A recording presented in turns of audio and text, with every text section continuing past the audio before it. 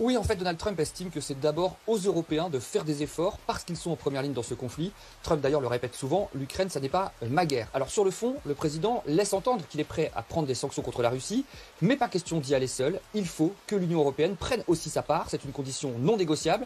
Concrètement, les Américains exigent désormais que l'Europe impose des taxes douanières à 100% sur la Chine et sur l'Inde, des droits de douane punitifs pour sanctionner ces deux pays qui achètent beaucoup de pétrole russe et qui, ce faisant, financent la machine de guerre du Kremlin. Si Trump en demande toujours plus aux Européens, c'est aussi peut-être pour lui une façon de gagner du temps. Trump n'a jamais été très emballé par les sanctions.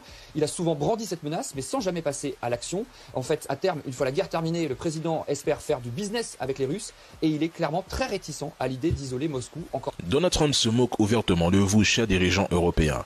Mais rêvez-vous de votre soumission aveugle? Il dit que si vous voulez qu'il sanctionne la Russie demain, arrêtez immédiatement d'acheter son gaz et son pétrole. Ce qui est impossible politiquement et économiquement, il le sait.